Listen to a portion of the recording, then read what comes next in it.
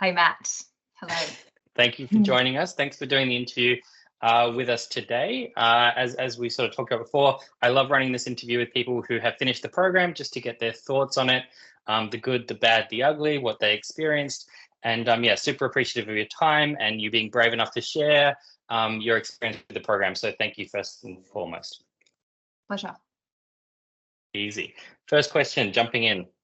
I kind of want to go back. Well, actually, first and foremost, like we met in an interesting way, didn't we? So you didn't find the website and reach out. We met through Melbourne Functional Medicine, where you're running the longevity program or the optimizer. What do we call it now? It's health optimization and longevity. Awesome. A or B, wonderful. So we met through that program. Jay Brown, who's founded that clinic, is an old friend of mine, and that's sort of how we crossed paths. But what I'm curious about, because we wouldn't call you, say, a chronic pain patient or say a typical patient in terms of what I used to see in the clinic, your motivations were a bit different. So I'm actually curious to start with, yeah, what got you interested in the program? What made you want to commit all that time, all that effort? What got you interested in the first place? Yeah, a good point, because I definitely wouldn't have identified my issues and my niggles and the things that were holding me back as pain. So I think if I was looking for your service, I probably wouldn't have stumbled across it. So it was when I was basically complaining to Jabe about how I was sitting more in my role, and I was like, I need a new chair or an ergonomic setup because my hips are failing me. My hip flexors are they've been getting worse and worse, albeit this has kind of been an issue well beyond, the work that I was doing of late. And so I actually thought I had an ergonomic issue. Yeah. So Jake's like, you need to see this guy called Matt. And I was like, okay, I'll actually do anything. And I'm more erring on the preventative side anyway. Like I could get a chair, but then it wasn't just sitting. Like if I played netball, I'd be sore in my hip flexors for 3 days afterwards. Like very debilitating soreness where I couldn't really walk, or I had to modify my gym movements for 3 days. So things were giving me signals that, things weren't right. Interesting. So while you didn't really like associate with having a sort of a pain problem that desperately needed to be solved, you definitely had things that were, for lack of a better word, pissing you off, that were impacting your ability to work and your ability to kind of play, certainly play netball, but physically. So you weren't quite in that space where you were hunting for things, but you were pretty motivated. Definitely. And I got to the point that I also thought that I'd kind of, I don't know, was at the point where I needed to retire from running. And I actually had made that decision like last year. I'd gone for a jog on a holiday sporadically and I knew I was fit, but my knee let me down. And I was just like, maybe this is just what happens. This is the narrative that we hear. So I'm just going to park the whole running thing and I'll cycle and I'll do gym and I'll just do other things. And I think what was really awesome is realizing that ain't true. And I loved when, you talked about the fact that we should be able to move younger.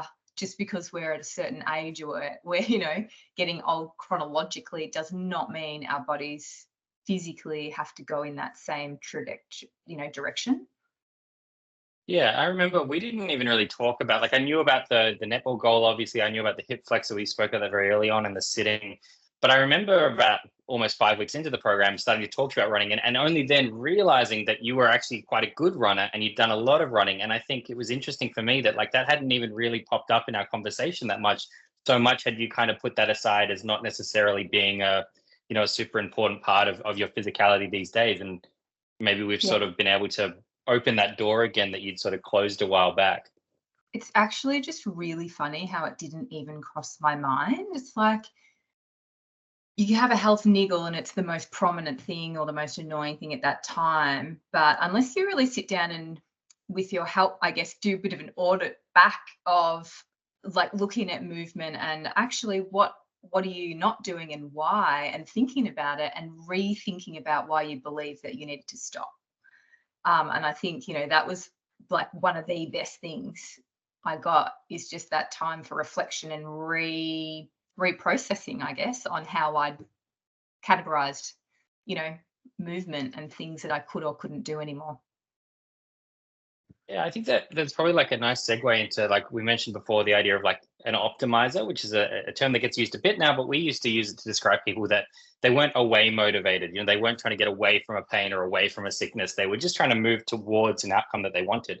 And as you said, sometimes that outcome is something from our youth or something that we'd done previously that we knew created a lot of joy. But it's really interesting when you start to see that they're often a little bit Venn diagram, I think. And so, you know, rarely would we see someone come into the program, into my program, who didn't have, say, niggles they wanted to address, even if they didn't identify as that, like, you know, I'm a person in chronic pain and this is really important. Their values might be a lot more blended, you know, in terms of what they're hoping to get out of it. And I think that was something really lovely about working with you, was that we got to kind of focus not just, you know, are you still sore? Is that going away? But really, like, what can you do? What's the output? You know, what are the goals? What's the stretch goal? How far do we want to run? So I think that that's been really, lovely to kind of work on. That said, I do want to go back to the actual pain and just a little bit more maybe detail if you're happy to share there. So we had Yeah. sort of a hip flexor issue that was currently being expressed through sitting, but historically it had held you back from netball and running a bit. Do you remember before we met what you thought was wrong? Like, did you have an idea about what was going on with that hip? Um, no. And I knew that something had been going on since my first pregnancy. So, gosh, I don't know, like 10 years ago. I knew after carrying a baby and then going back to fitness, there was something, my hip felt different. And I was like, oh, like it just feels like I have no hip flexor, like it just feels empty, like weak. Um, and, but more immediately with the sitting, like it was just painful. Like if I'd sit all day, that's when I'd really notice it would be the sitting. And so I was like, oh, I'll try changing seat positions. And it sort of worked, like it sort of helped, but not really. And then just netball was the cherry on top with just really straining it. And then I had a calf injury. So this is all happening on the right side of my body. I didn't connect anything. My right knee was always sore for running, my right hip flexor, my right calf. So yeah, that was interesting. And so you didn't really have, say, like a theory as to why, but you were kind of, it just had been for a long time, and so you just kind of like let it be background noise a little bit. Is that sort Yeah. of how you've been processing it?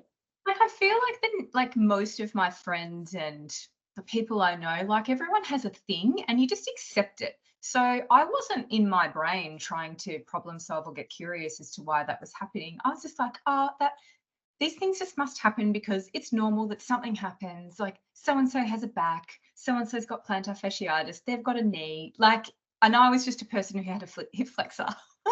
That's honestly just what I thought was it. Like, my mind wasn't curious enough to, yeah, work out what else it could be at all, which is why it was just so left of field to even know that there was a service like yours to be able to basically eradicate those things.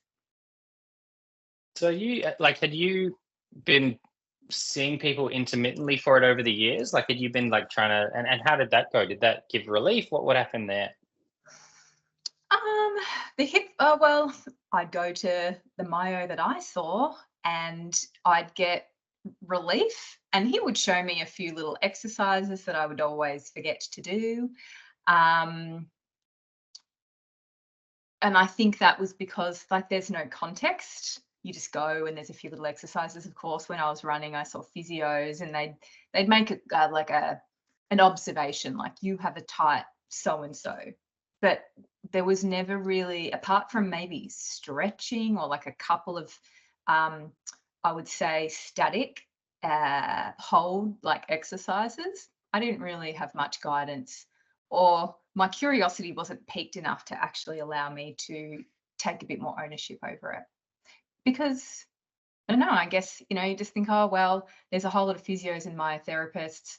I'll just wait till it gets to the point of just really bad and then I'll go see them and it will be fine for 2 months and then it's just this thing. I don't know. Isn't that what you have private health insurance for? Spend your extras. I don't know. Like it's normal.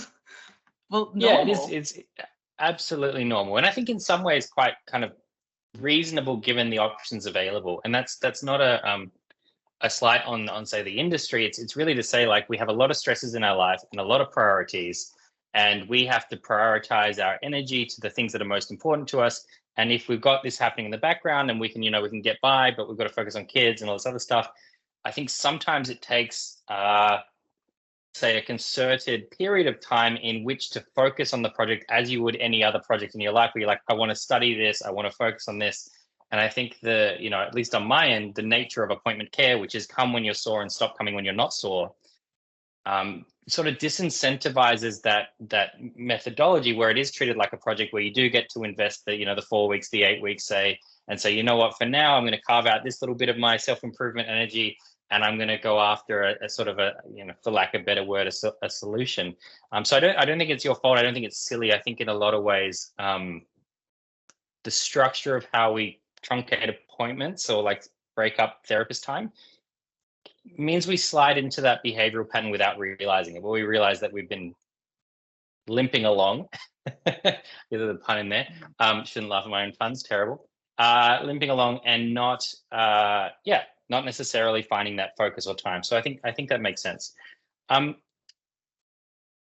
What's going on now? So you said you can run now and you can play netball now.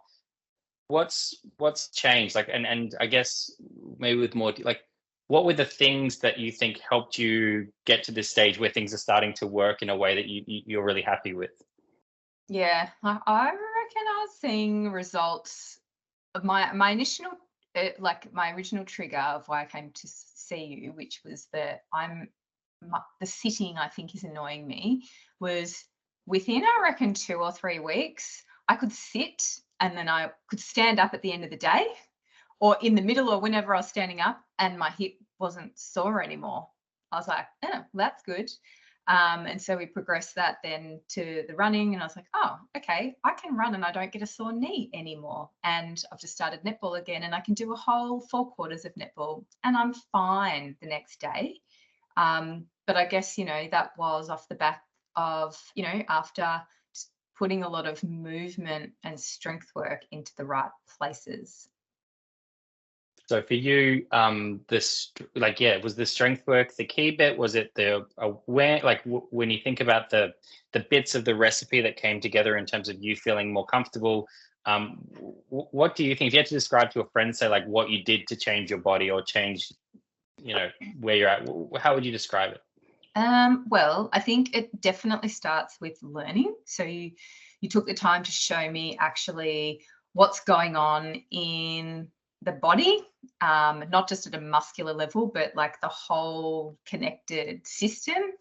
And I certainly had some elements of my system that were a little bit weak, so they were compensating. So being able to visualize that and see it and then be given the tools. So doing the core work, I think, was certainly helpful, and I can see that my body's progressed in a bit of strength in that area, so that's really good. Like, for example, like I could do, not that I want to do sit-ups, I try not to do like big proper crunches, but or even if I'm lying on my back doing bench presses, I would feel my neck, like my neck.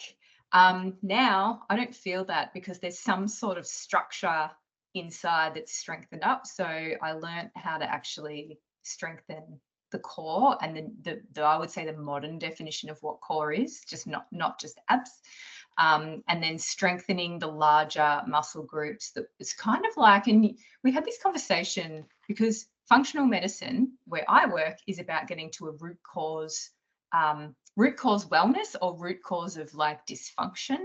And I had just like never thought about muscles or movement in that way. And we talked about that. And I was like, oh my God, the penny dropped. I was like, wow, well, the root cause of my calf and my knee and my hip flexor aren't those things. It's something upstream. So that was really cool. And so we worked on that big muscle group. I remember that conversation when I think it was maybe even first or second, where I was like, okay, you've got a really good sense of some of the blind spots, say, in the functional medicine space and across the industries that look at, for lack of a better word, physiological health, right? So energy systems and hormones and all that kind of stuff.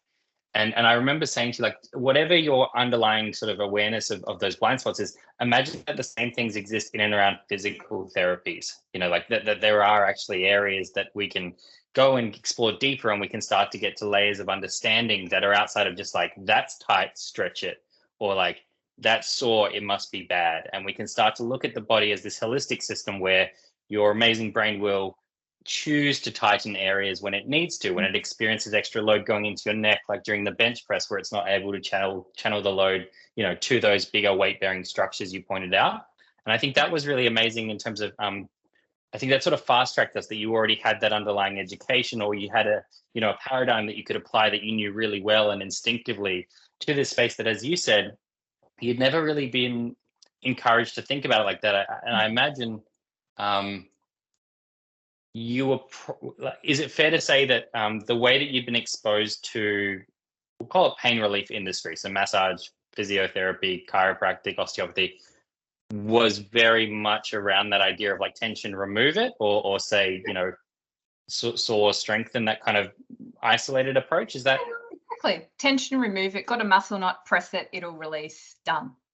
Like, that was the limit of my understanding. And it is funny because I'd actually read your book about a year before, and I was like, I love this book, but I kind of then forgot the application of it, or to use what I'd learned to be curious about it. Like, we talk about seeing the symptoms of, that come through the body as signs.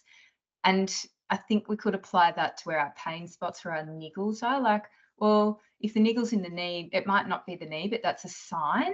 So I think that's a big thing that I've learned also, is I've now got the tools and I know what to do if I get a sign that my body's telling me, like, there's something going on here. I'm trying to look after you, but you're going to help me. You're going to need to help me help you. So your body's not the enemy. Your body's actually always just wants you to keep moving.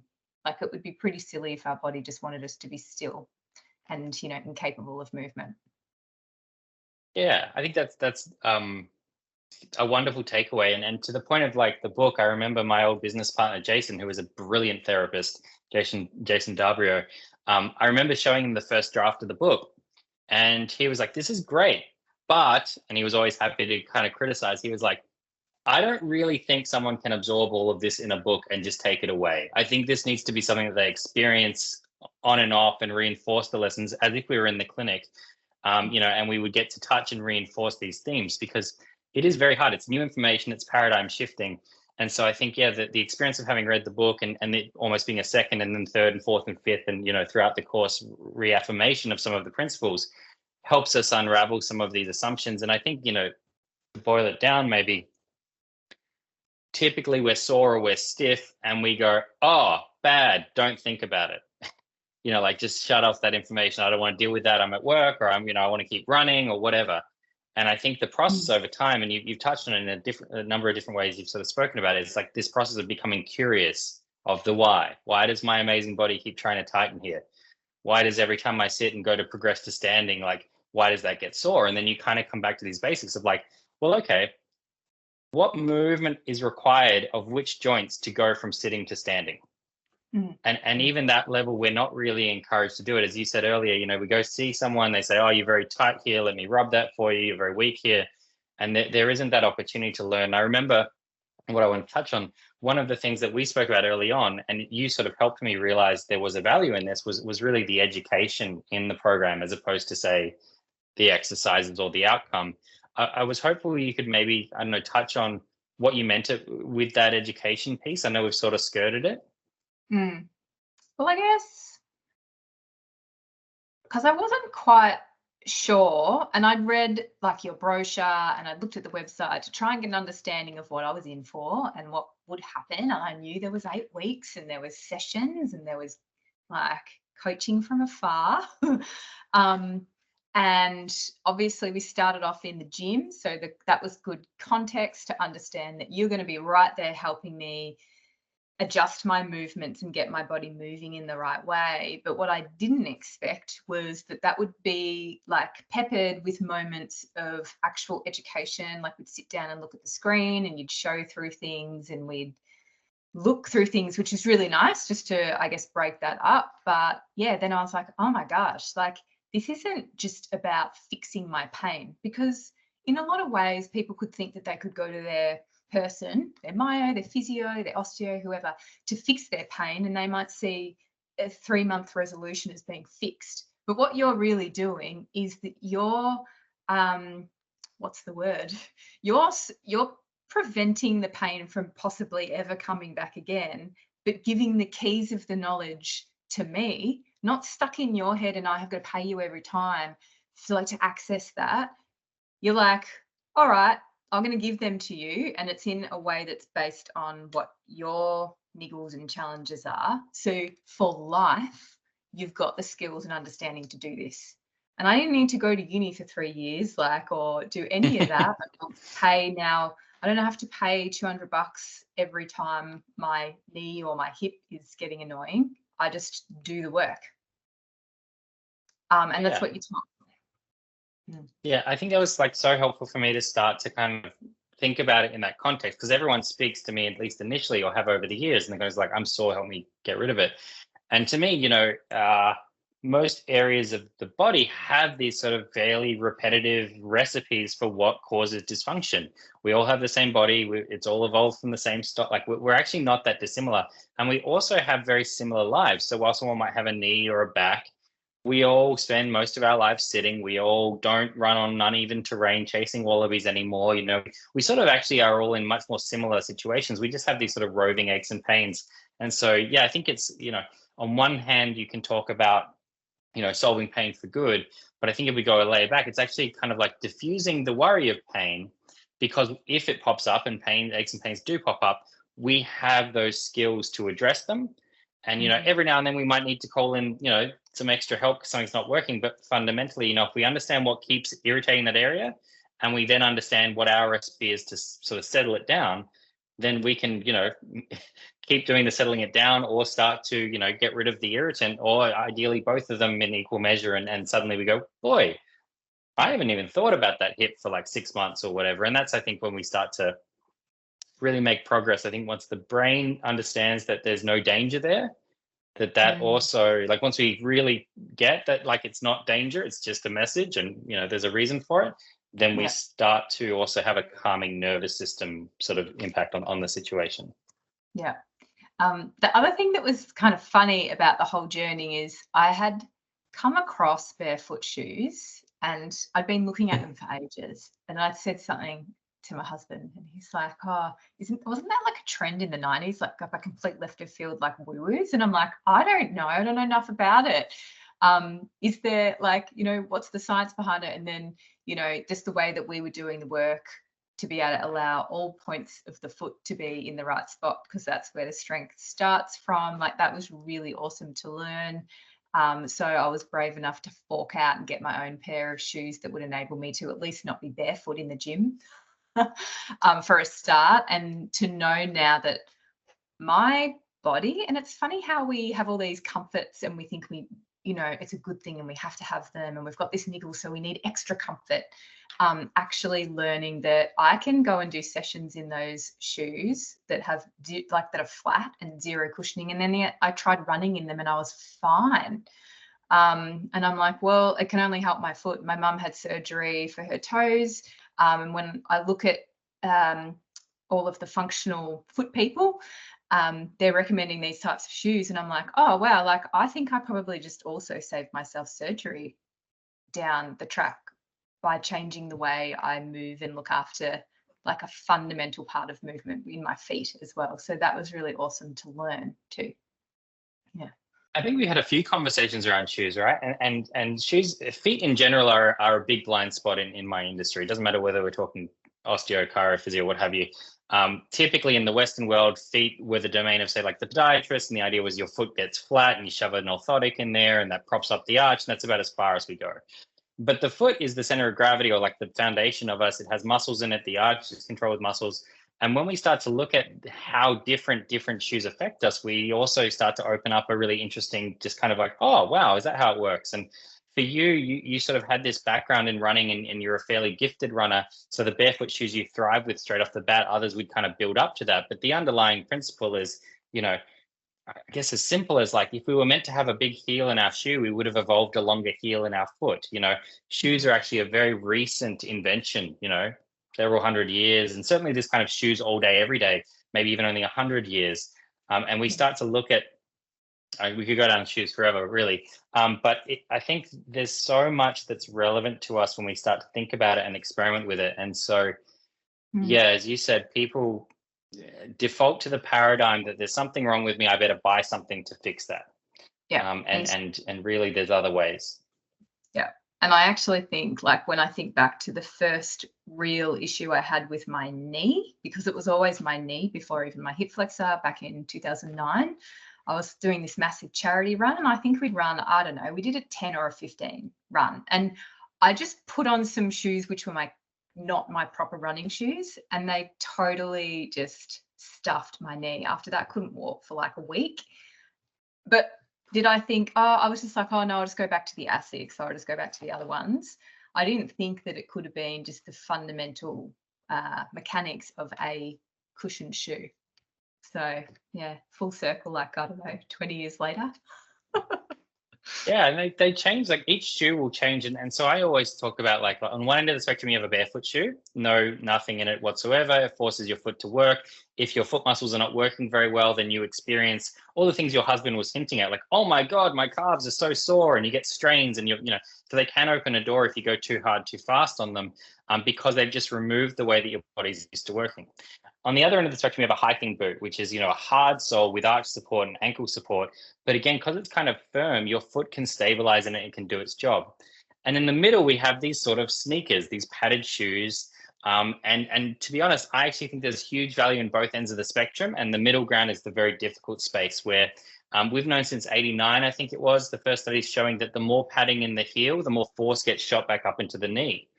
And so, when I'm talking to people about shoes, we might have had this conversation. If you're not sure how shoes make you move differently, then go try and run barefoot on concrete. And suddenly people don't land heavy on their heel. They try and land really light. They start trying to shuffle. They do all kinds of things to deal with the weight of the body because the ground is bloody hard.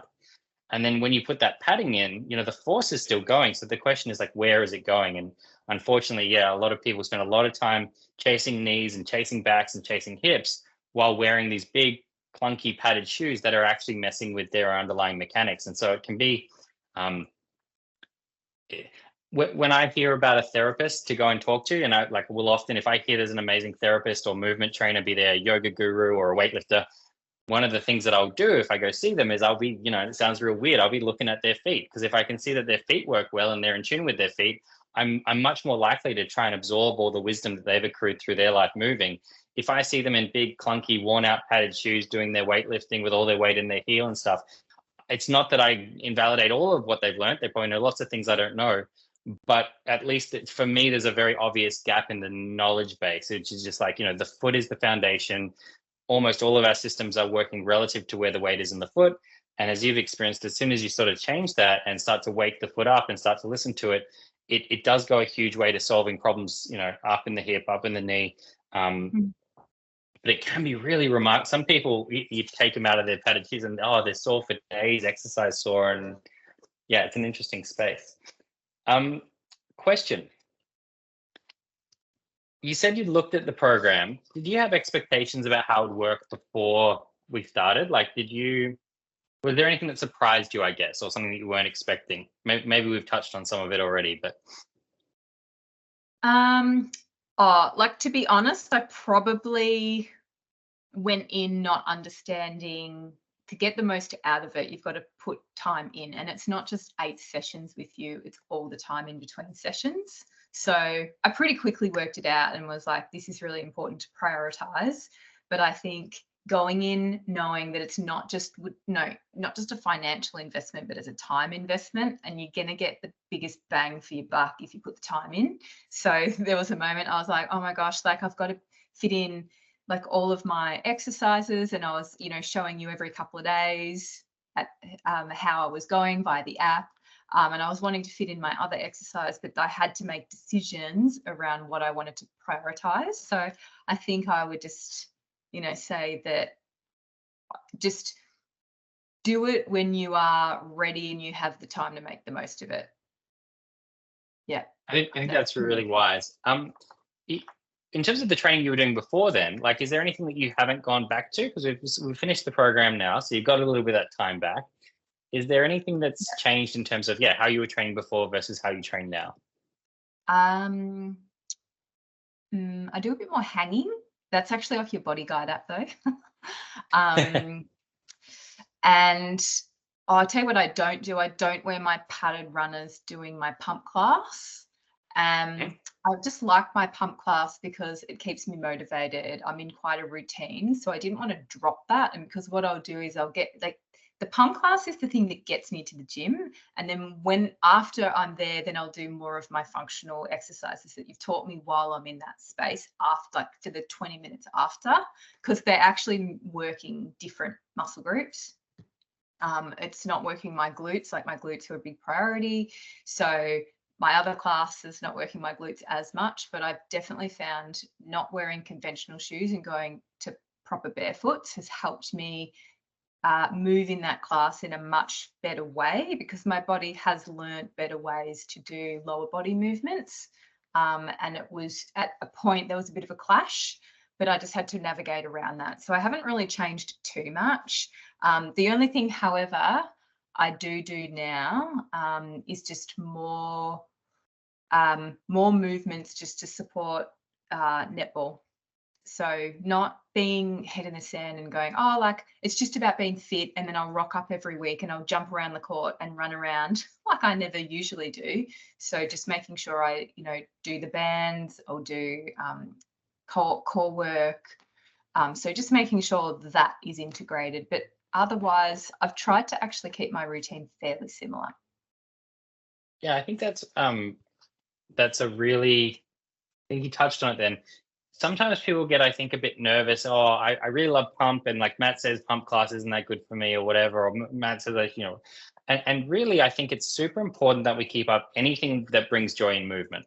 But maybe in the background, the way that we start to think about it is like a lot of the exercise that we do in the Western world is fundamentally its output.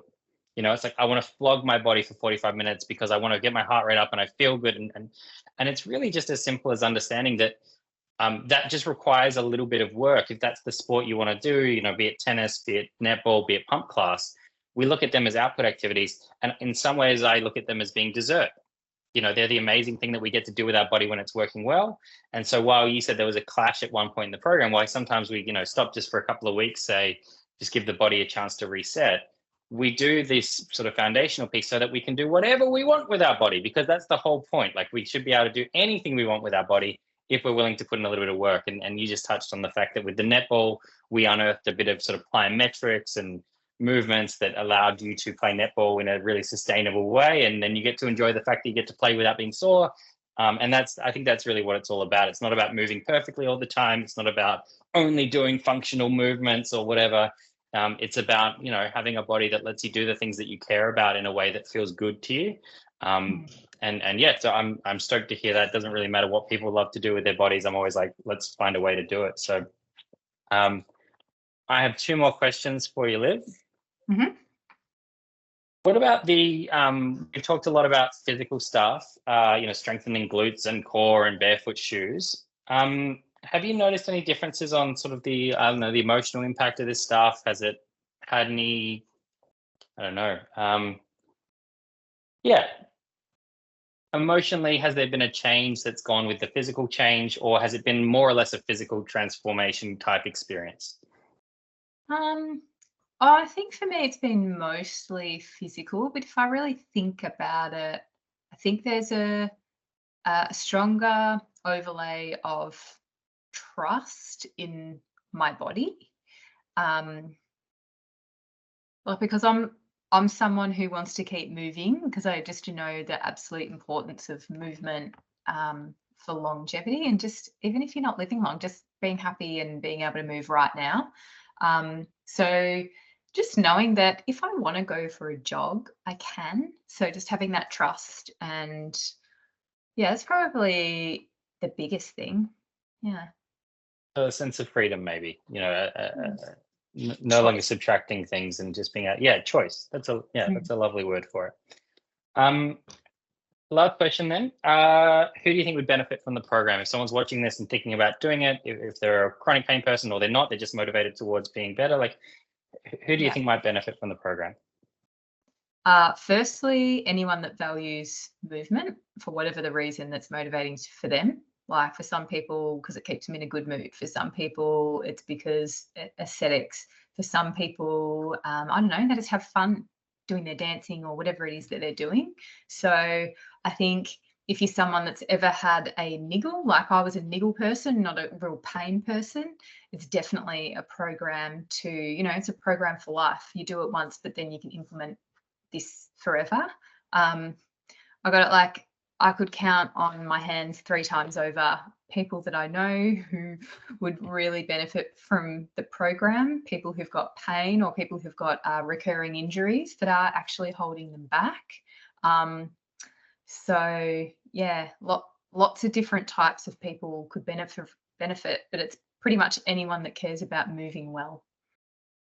Amazing. And I want to thank you for that, because I think that's one of the things that I took away from working together. It really brought up for me the value in the education piece that I don't think I was really seeing, because I think I feel like, everyone just deserves to know this stuff. And I was going to teach it to them anyway if they came in really sore. But the idea that people would, really get a lot out of it from just like they care about their body and they want to learn about their body. I think I was, for so long working in an appointment based context where people would stop coming when they were pain free. And I didn't really get the chance to kind of keep, building that knowledge base with them. And so it's been absolutely lovely working with you. And I really appreciate you spending the time on this and sort of sharing your story. So thank you very much for spending the time with me today.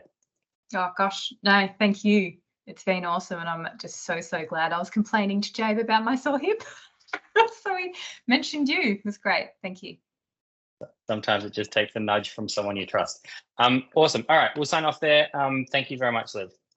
Cool. Thank you. Bye.